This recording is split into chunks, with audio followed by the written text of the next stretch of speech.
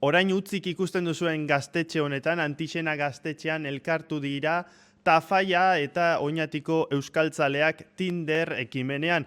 Ta zer da Tinder ekimena? Euskal Herria Euskarazek antolatutako ekimen bada eta asmoa da euskararen errealitate desberdinak bateratzea eta amankomunean jartzea eta egunak zer eman duen ikusteko eurekin izan gara.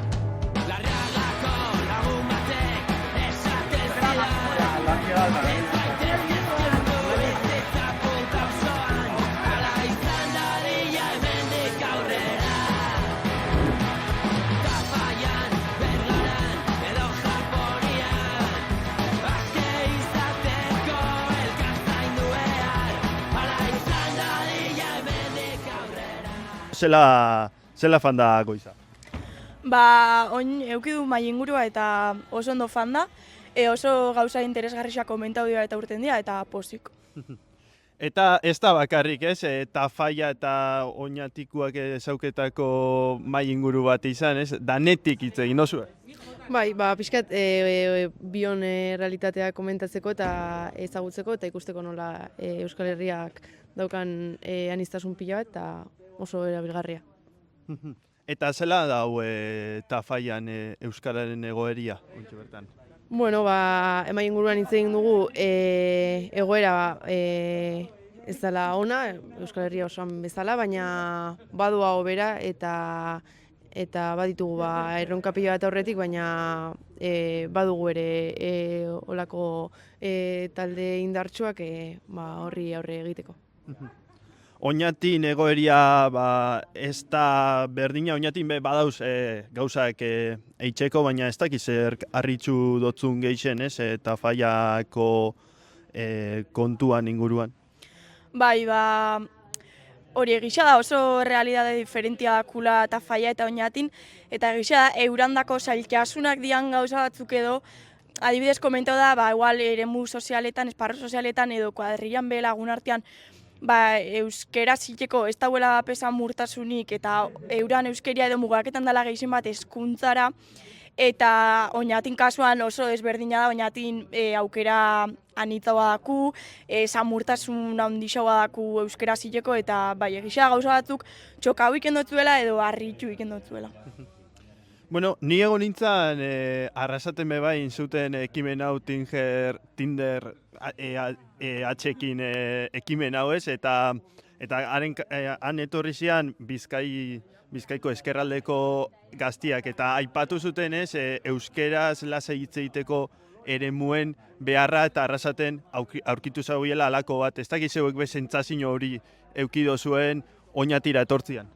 Bai, nabaritzen da dela herri euskalduna eta askotan eskertzen da asko olako espazio bat bermatzea euskaren inguruan hitz egiteko eta euskaraz hitz egin ahal izateko. Orduan hori, gure kasuan ere da pixkat ezkerraldeko kasuaren parekoa, orduan hori eskertzen da olako egunak antolatzea eta euskari beste indar bat ematea. Eta, bueno, ez da mai inguruan geratuko gaurko eguna, Bazkaixa engo duzuetanok ezagutzeko, eta gero tertuliatxoren bat eta badau, kontzertuen aurretik, kontau pixkat, zer ingo duzuen egunien zehar? Mai ingurua eta gero engoiaz, gure artean berba itxera ezauketara eta trago batzuk hartuko, baina gero egongo da hemen gaztetxean Bazkaixa, eta Bazkaixa eta gero hemen bertan dana izango da gaztetxean eta egongo da tertulixan moduko bat, Bazkaira etorri garenak, baina erozein etorri leke. Eta hori, ingu apur bat, Tafaiakoari ero esplikau, Oñatiko gaztea asamblea eta gaztetxean inguruko aurkezpen bat edo horren inguruan ingu berba, eta Oñatiko Antixena baino lehenauko historia dana kontauku, ze hori, justo Tafaiak ez dako gaztetxerik orduan, interes hori erakutzi behin, eta tertulixia eta gero kontzertuak egongo dira, Urretxuko Olaia eta Maiurrek euki joko daue akustikoa, eta gero hasiko dira gabeko kontzertuak, zeintzu okerra Oñatiko taldea, eta gero Tafaiako DJ batzu baita. Eta, bukatzeko azken galderia, ez dakit gerora badauen asmua, Tafaian elkartzekua edo hemengo hemengo gunakin geratuko zarien. Bueno, ikusiko gu ea nola doan gaur, baina bai, izango izateke ere aukera osona Tafaia erakusteko oinatiko jendeari, eta Tafaia nolako egun euskaldun bat egiteko.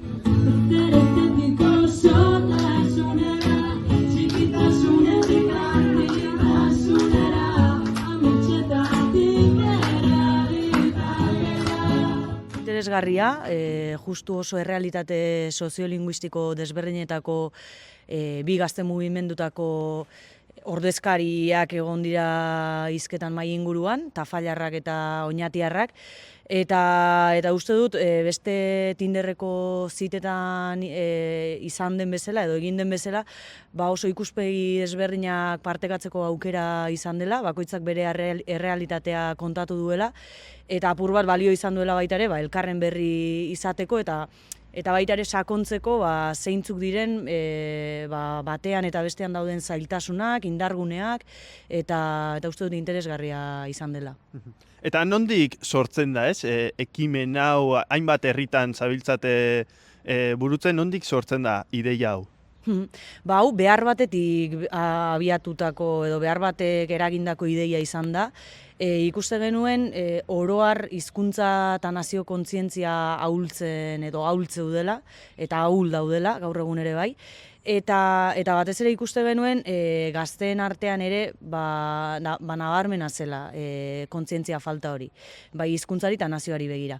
Eta beraz, hori indartzeko jarri ginen pentsatzen ea nola intziteken, eta Gazte Euskaltzaleon sarearekin batera ikusi genuen aukera bat izan zitekela, jada antolatuta dauden gazte taldeei, eta nolabait jada beste borroka batzuekin edo euskararekin berarekin borrokatzen duten edo horren kontzientzia duten gazteengana jo, eta bikoteak sortu, lehen aipatu bezala, oso errealitate desberdinetako gazte taldeak batu elkarrekin, eta euskara ardatz harturik, euskararen inguruko batzuk egun bat antolatu dute, beste batzuk asteburu oso bat, baina nolabait hausnartzeko zein den euskararen egoera tokian toki, eta apur bat baita ere gazte eragile gisa edo gazte talde gisa zein ekarpen egin diezaiok egun euskararen borrokari. Eta pixka bat behar horretatik abiatuta, kontzientziak astintze horretatik abiatuta, eta nazio mailako harremanak sortzearen beharra ikusirik, hor ikuste bai genuen muga administratibo bat badugula, batez ere ego eta iparraldearen artean, eta harreman horiek geroz eta murritzagoak zirela, eta beraz nahi genuen baita ere hortan indartu. Orduan saiatu gara ipar eta egoa arteko harreman horiek indartzen, eta beste alde batetik euskararen egoera oso desberdina dituzten bi gazte talde batzen. Eta ze moduz doia ekimena?